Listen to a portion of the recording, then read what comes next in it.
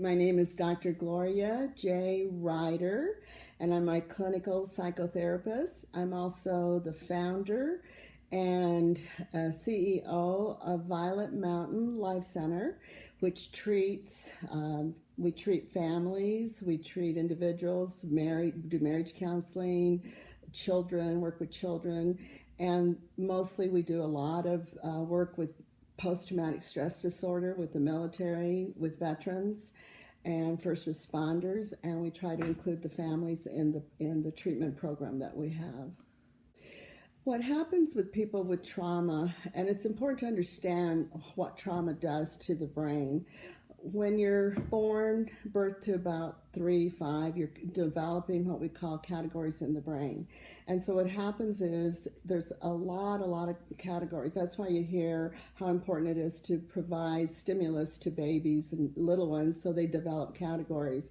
So you grow up and then you have maybe a trauma that hits and maybe you go to combat, whatever.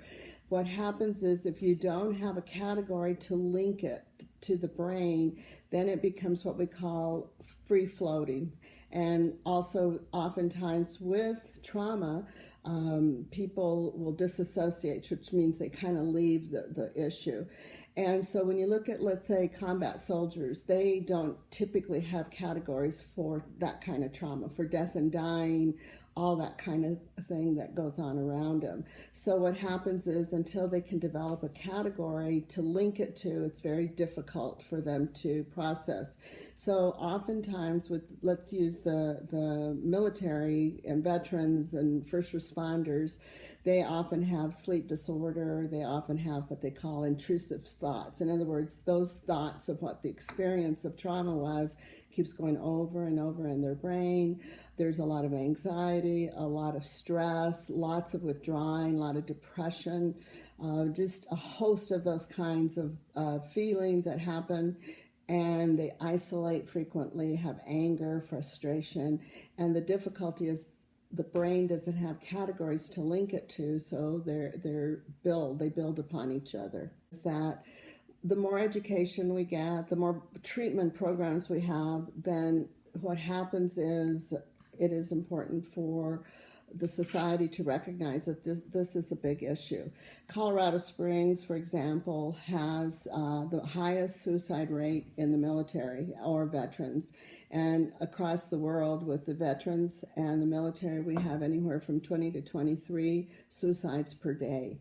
And you think about that kind of number, it's outrageous in that we don't provide the services. There needs to be more funding for that to help these people.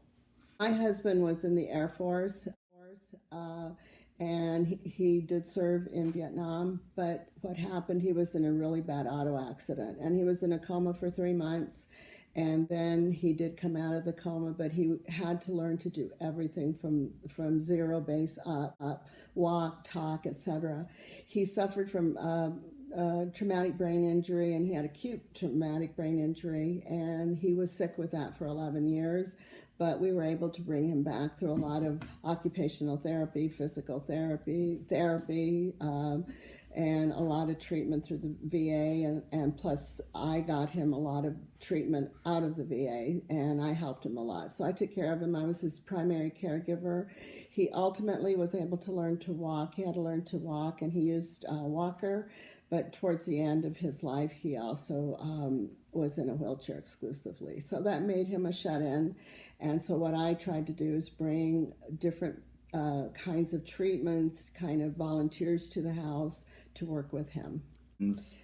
Probably because he was a veteran, he got more services that way. Additionally, because of the kind of work I do, I made sure that he got what the services he needed.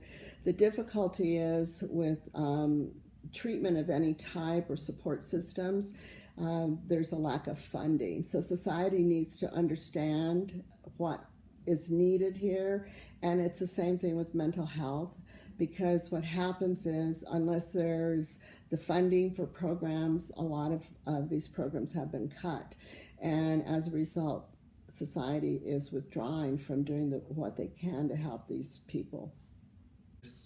Well, I think it's important on an intake. First, number one, the person who has that needs to know that they need help, that something is not working appropriately for them, or they're experiencing symptoms that they don't know what to do with. And the next step is then reach out to a therapist, reach out to a center, reach out. The key is reaching out to get the services or the treatment that's needed. And once they do that, is to be clear and direct about what they're experiencing, to set up a program for them that, or referrals that would be appropriate for them. You're welcome.